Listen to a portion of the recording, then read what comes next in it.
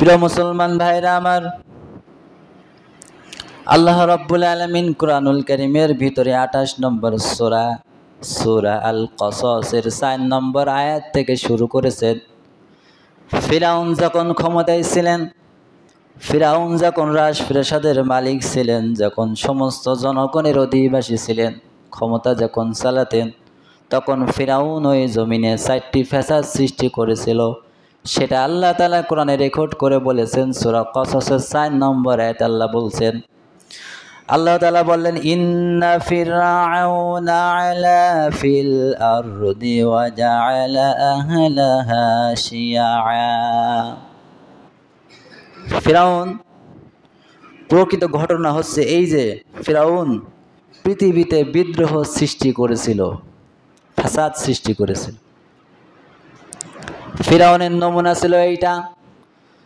সর্বপ্রথম পৃথিবীতে ফাসাদ সৃষ্টি করেছিলেন, ফিতনা ফাসাদের জাল বুনেছিলেন ফিরাউন কি করতেন? তিনি যখন রাজত্ব ক্ষমতায় ছিলেন, তিনার দলকে অনেক তিনি ভালোবাসতেন, নিজের হাতের মুঠোয় করে রেখে দিয়েছিলেন। এত পর্যায়ে, এত উপরে তিনি উঠে গিয়েছিলেন, মানুষের কাতার থেকে বের হয়ে এসে তিনি বললেন, ফাকালা আনা রাব্বুকুমুল আ'লা, আমি হলাম কি? বড় খোদা। কে বলেছিল? ফিরাউন।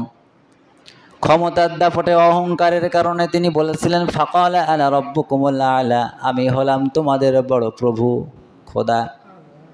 যারা ফিরাউনি ছিলেন, যারা ফিরাউনের কর্মসূচি অনুসরণ করতেন, তারা কিন্তু কখনো এই কথা মেনে নেয় না। মানুষ কি কোনোদিন খোদা হতে পারে? পারে বলেন? মানুষ কখনো খোদা হতে পারে না, মানুষ কখনো আল্লাহ হতে পারে না। একমাত্র তিনি হলেন আল্লাহ, যিনি আমাদের সবাইকে সৃষ্টি করেছেন। তো ফিরাউন এত অত্যাচারিত করলেন, এত পর্যায়ে এত উপরে উঠে গেলেন, তিনি মানুষের কাতার থেকে বের হয়ে এসে জনগণের সামনে বললেন, ফাকালা আনা রাব্বুকুমুল আ'লা, আমি হলাম তোমাদের বড় প্রভু, আমার কাছে চাও। এত বিপর্যয় সৃষ্টি তিনি করেছিলেন। আল্লাহ তাআলা সে কথা কুরআনুল কারীমের ভিতরে বলেছেন, ওয়া জাআলা আহলাহা, ওই জমিনে ফিতনা ফাসাদ তিনি বিদ্রোহ সৃষ্টি করেছিলেন, উদ্ধতা সৃষ্টি করেছিলেন। শিয়া ইয়াস্তাদঈফু তাইফাতাম মিনহুম, 1 নম্বরে ফিরাউন কি করলেন? বিদ্রোহ সৃষ্টি করলেন। 2 নম্বরে ফিরাউন কি করলেন? 2 নম্বরে হলো তাদের অধিবাসীদেরকে বিভিন্ন দলে দলে বিভক্ত করে দিয়েছিলেন। ফিরাউন কি করেছিলেন? যখন ক্ষমতায় ছিলেন, নিজের দলকে আপন মনে করেছিলেন। বিভিন্ন দল যারা ছিলেন, বিরোধী দল যারা ছিলেন, তাদেরকে বিভিন্ন দলে দলে দলে বিভক্ত করে রাখতেন। এখন আমার আছে ক্ষমতা, আমার বিদ্রোহ যারা আছে, আমার কথা যারা, আমার বিপক্ষে যারা আছে, তাদেরকে বিভিন্ন ভিন্ন ভিন্ন দল করে রাখতেন। কোনোদিন এক হতে দেয় নাই, কখনো একজোট হতে দেয় নাই। হলে কি হতো? ফিরাউন সবসময় ভালোভাবেই জানতো যে দলে দলে বিভক্ত করে যদি আমি না রাখি, তাহলে এই মিশর থেকে আমার ক্ষমতা হারাতে পারে। যদি সকল মানুষ মুসলমান ঐক্যজোট হয়ে যায়, তাহলে আমি ফিরাউনের রাজত্ব আর এই জমিনে থাকবে না। তার 2 নম্বর কারণ হলো, ফিরাউন রাষ্ট্র ক্ষমতায় যাওয়ার পরে বিভিন্ন দলে দলে মানুষদেরকে আলাদা আলাদা করে রাখত, আলাদা আলাদা করে তাদেরকে নির্যাতন করত, তাদেরকে অপমানিত করত, মাথা উঁচু করে দাঁড়াতে দিত না। এই সে হলো ফিরাউন। জমিনে উদ্বাত্ত সৃষ্টি করতেন, জমিনে বিদ্রোহ সৃষ্টি করতেন। 2 নম্বরে ওই মানুষদেরকে, গোত্রের মানুষদেরকে আলাদা আলাদা করে ভিন্ন ভিন্ন দলে বিভক্ত করে রাখতেন। তার একটা কথা ছিলেন, বিভক্ত করো, শাসন করো, বিভক্ত করো, শাসন করো। বিভিন্ন দলের মানুষদেরকে ধরে ধরে শাসন করতেন, বিভক্ত করতেন, জমিনে উদ্বাত্ত সৃষ্টি করতেন। আল্লাহ তাআলা সেটা কুরআনুল কারীমের ভিতরে বলেছেন, ওয়া জাআলা আহলাহা শিয়াআন ইয়াস্তাদঈফু তাইফাতাম মিনহুম। 2 নম্বরে তাদেরকে বিভিন্ন দলে দলে বিভক্ত করে রাখত। 3 নম্বরে কি করতেন? ইয়াস্তাদঈফু তাইফাতাম মিনহুম, তাদের মধ্য থেকে একটি দলকে তারা লাঞ্ছনা করত, অপমানিত করত। 1 নম্বরে জমিনে ফিতনা ফাসাদ বিদ্রোহ সৃষ্টি করত। 2 নম্বরে তাদের দলকে আপন করত, এবং যারা বিপক্ষ দল আছে, তাদেরকে ভিন্ন ভিন্ন দলে রেখে দিতেন। তৃতীয় নম্বরে ওই তাদের ভিতর থেকেই একটি দলকে তারা লাঞ্ছিত করত, অপমানিত করত। সেই দলটার নাম হলো বানি ইসরায়েল। নাম কি? ফিরাউন যখন রাষ্ট্র ক্ষমতার মসনদে বসে থাকে, বাইতুল মুকাদ্দাস থেকে একটি অগ্নিশুগ্ন এসে ফিরাউনের রাজপথে এসে স্বপ্ন যোগে দেখায় এই বানি ইসরায়েলের বংশ থেকে একটি সন্তান জন্ম নেবে, তার নাম হবে মুসা আলাইহিস সালাম। আর ওই মুসার হাতে তুমি ফিরাউন তোমার রাজত্ব ক্ষমতা ধ্বংস হয়ে যাবে। বলেন তো দেখি, এই ক্ষমতার জন্য এই স্বপ্ন যোগে দেখার পরে বড় বড় বিজ্ঞানী, বড় বড় জ্ঞানী, বড় বড় জ্যোতিষীকে ডেকে তিনি বলেন, তোমরা তাল্লাশি শুরু করে দাও, এই স্বপ্ন আমাকে কি বোঝাতে চাই। সকলে তাল্লাশি করে খোঁজ খবর নিয়ে এই কথাটা সুন্দর করে ফিরাউনকে জানাই দিলেন। ও ফিরাউন, তুমি যে স্বপ্ন দেখেছো এই স্বপ্নটা খুবই ভয়াবহ একটি স্বপ্ন।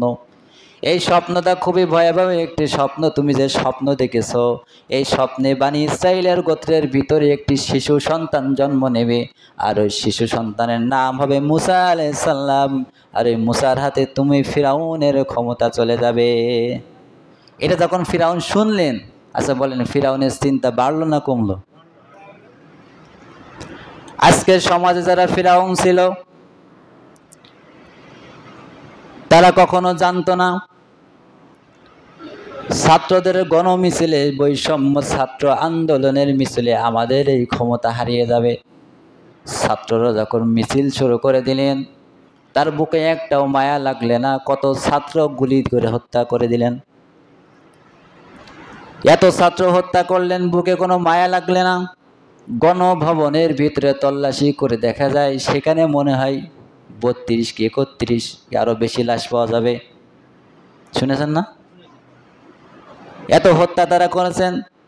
বলেন এই হত্যা করার পরেও কি তারা টিকেছেন? ফিরাউনও টিকতে পারে নাই।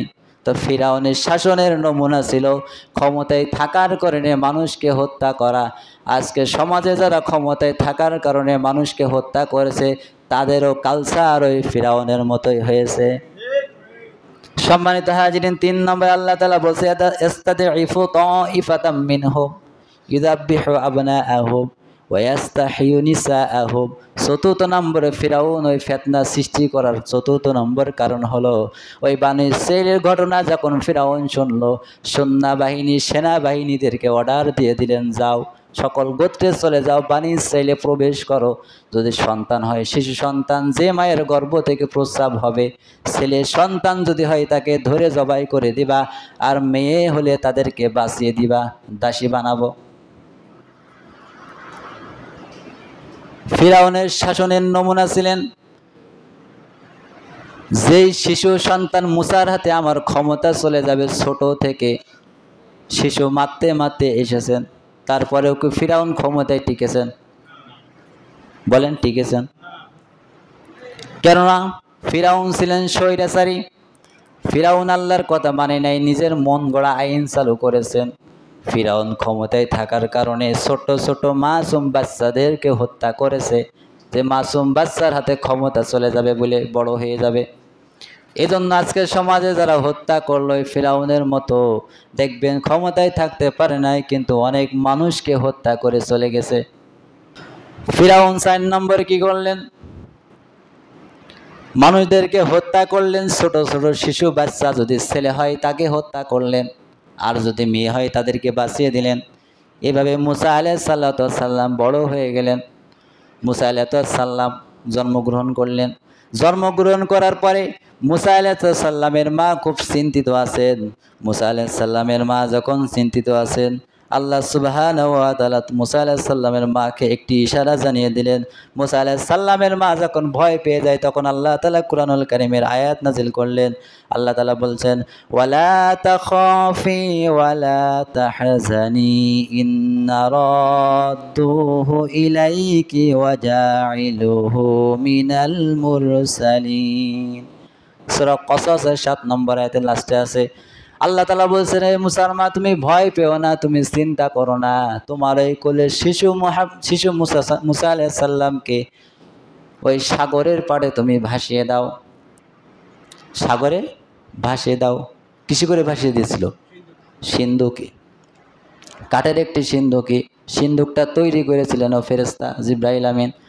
ওই সিন্ধুকের ভিতরে মুসা আলাইহিস সালামকে দাও, দিয়ে নদীতে ভাসিয়ে দাও। নদীতে ভাসিয়ে দেওয়ার পরে আল্লাহর কি কুদরত, মুসা আলাইহিস সালামের একটি বোন ছিলেন, মুসার মা বললেন, তুমি যাও নদীর ধারে দাঁড়িয়ে দাঁড়িয়ে দেখো তোমার ভাইয়ের সিন্ধুকটা কোথায় যায়। মুসা আলাইহিস সালামের বোন দাঁড়িয়ে দাঁড়িয়ে দেখতে লাগলেন। আস্তে আস্তে দেখে সিন্ধুকটা ওই ফিরাউনের রাজপ্রাসাদের পাশে চলে যায়। ফিরাউনের স্ত্রী আসিয়া আলাইহিস সালাম তার সৈন্যদেরকে বললেন, দাসীদেরকে বললেন, দাসী দেখো তো দেখি ওই সিন্ধুকের ভিতরে কি আছে। খুলে দেখার সঙ্গে সঙ্গে নবীদের চেহারা সুন্দর হয় নাকি? অনেক সুন্দর। খুলে দেখার পরে দেখি এত সুন্দর মানুষ হয়, মায়ায় পড়ে গেছে। মায়ায় পড়ে যাওয়ার পরে তখন ওই সন্তানকে জড়িয়ে ধরেছে, চুমা খেয়েছেন। ফিরাউনের স্ত্রী আসিয়া বলছেন, আমাদের সন্তান নাই, আমাদেরও তো সন্তান নাই, আমাদের এই সন্তানটা হলে ভালো হয়। মুসা আলাইহিস সালাম ফিরাউন ওই দিকে টেনশনে আছে। ফিরাউন এসে বলছেন, অমত সময় ফিরাউন চলে এসেছেন। ফিরাউন আসিয়াকে বলছে, আসিয়া আমি এমনিই চিন্তায় আছি যে কখন বনী ইসরাইলের সন্তান মুসা এসে আমার ক্ষমতা ধ্বংস করে দেয়, আর তুমি কন্তে এক সন্তান এসেছে, সে তো বনী ইসরাইলের গোত্রেরও হতে পারে, সে তো মুসাও হতে পারে, ও তো আমার ক্ষমতাও কেড়ে নিতে পারে। তুমি সুতরাং একটা তরবারি নিয়ে এসে দাও, আমি তাকে হত্যা করি।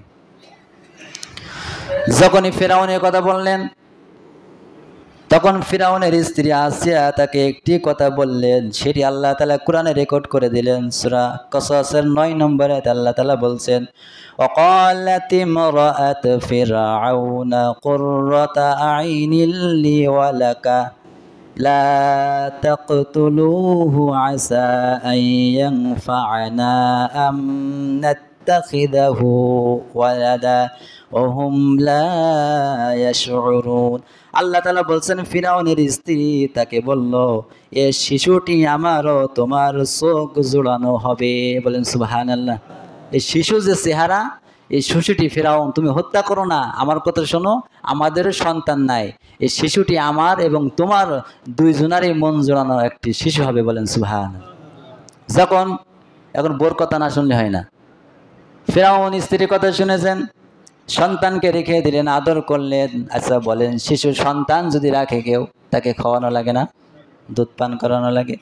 আগে থেকেই মুসার মাকে আল্লাহ বলেছিলেন, ও মুসার মা, তুমি তোমার সন্তানকে ছেড়ে দাও, ভয় পেও না, হতাশ হও না, আবার এই মুসা তোমার কাছে আমি আল্লাহ ফিরিয়ে দেব।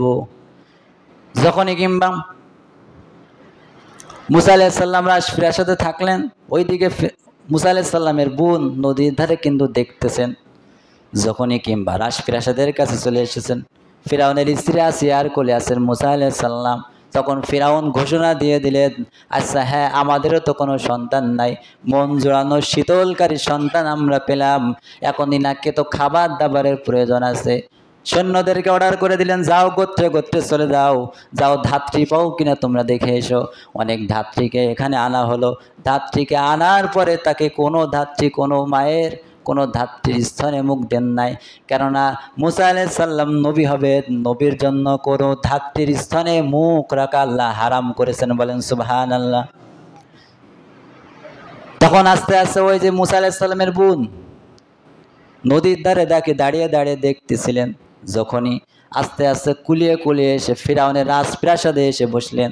ফিরাউনের রাজপ্রাসাদে আসার পরে যখন ধাত্রী মহিলা ক্ষুধা হচ্ছিল ভাইয়ের জন্য দুধ খাওয়ানোর জন্য, তখন সুন্দর একটি কথা ওই মুসা আলাইহিস সালামের স্ত্রী আসিয়াকে বললেন, ও আসিয়া, আমি জানি আমি একটি গোত্রের সন্ধান দিচ্ছি, তোমরা শুনে রাখো। আল্লাহ তাআলা সেই কথাটা ওই কুরআনুল কারীমের ভিতরে জানিয়ে দিয়েছেন। সম্মানিত হাজিরিন, আল্লাহ তাআলা সেই কথাটা কুরআনুল কারীমের ভিতরে জানিয়ে দিয়েছেন। আল্লাহ তাআলা বলছেন, ওয়া হাররামনা আলাইহিমুল মারাদিআ মিন ক্বাবলু ফাকালাত হাল আদুল্লুকুম আলা আহলি বাইতি ইয়াকফুলুনাহু লাকুম ওয়া হুম লাহু নাসিরিন। আল্লাহ তাআলা বলছেন, মুসা আলাইহিস সালামের বোন তখন ওই রাজপ্রাসাদে ঢুকে আসিয়াকে বলছেন, ও আসিয়া শোনো, আর আমি পূর্বের শিশুর জন্য স্তনদানকারী আল্লাহ নবীদের জন্য হারাম করে দিয়েছেন। আসিয়াকে বললেন মুসা আলাইহিস সালামের বোন, তখন বলছেন, ও আসিয়া তুমি শুনে নাও, আমি তোমাদের এমন পরিবারের সন্ধান দেব যারা এর প্রতিপালনের দায়িত্ব গ্রহণ করবে এবং এর কল্যাণকামী হবে। আসলে কে? মুসা আলাইহিস সালামের বোন।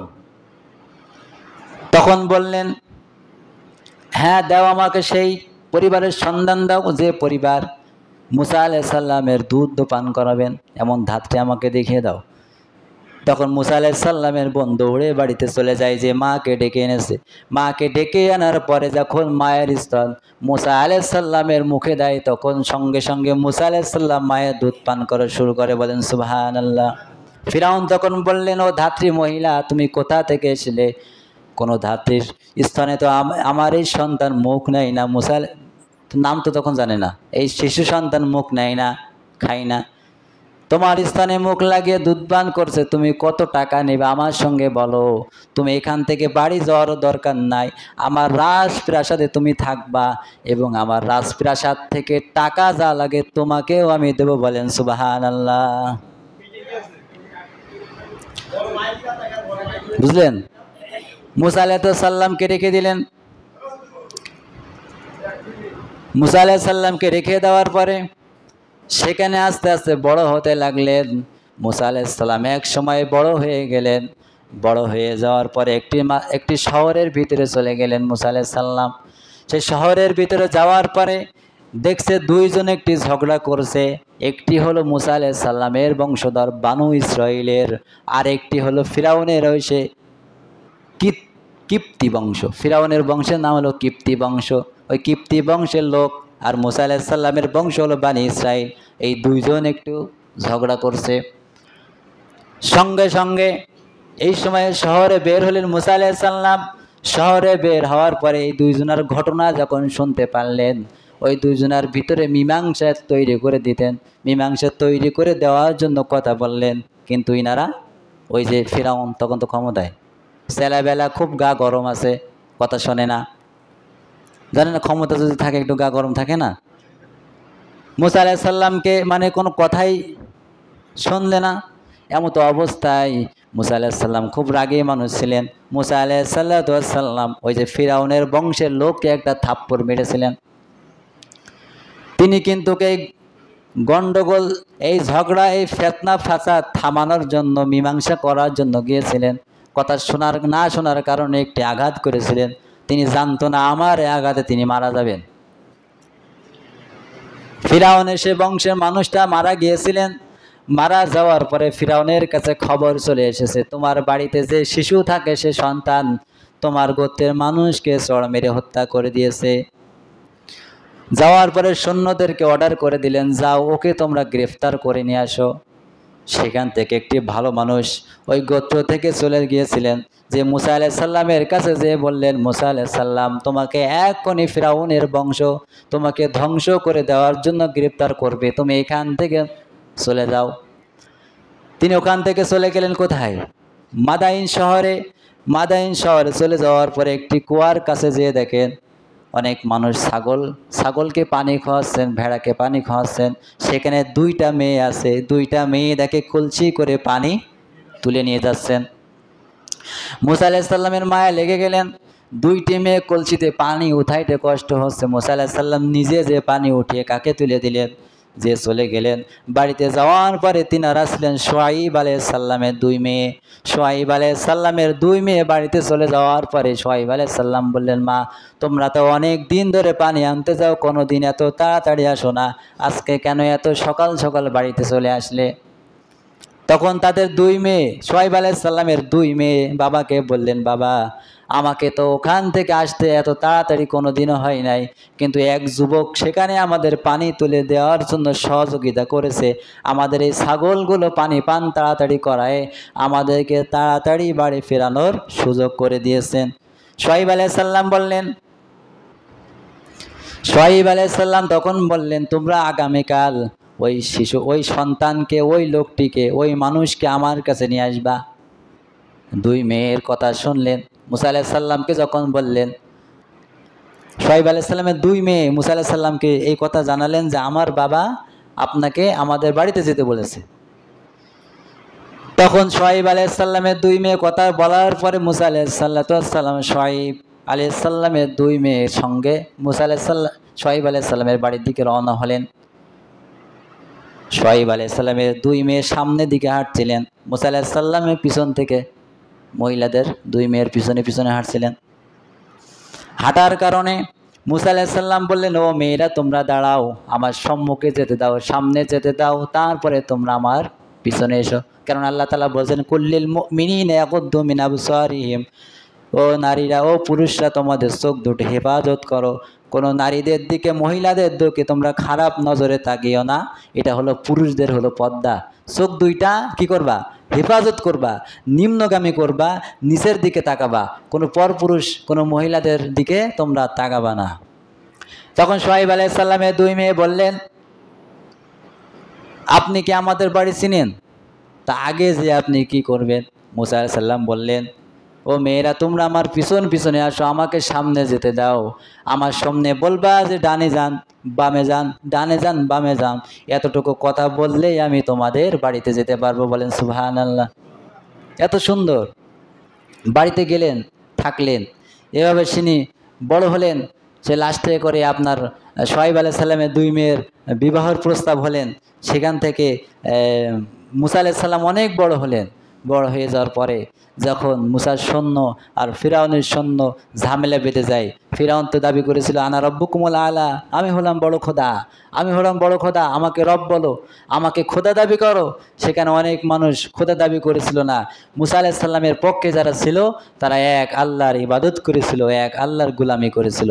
আর ফিরাউনের পক্ষে যারা ছিল তারা কখনো এই মুসা আলাইহিস সালাম এই লোকগুলো জানে যে এরা যদি ঐক্য জোট হয়, দলে দলে বিভক্ত না করা যায়, তাহলে এরা আসলে মুসা আলাইহিস সালামের হাত থেকেই ক্ষমতা হারিয়ে চলে যাবে।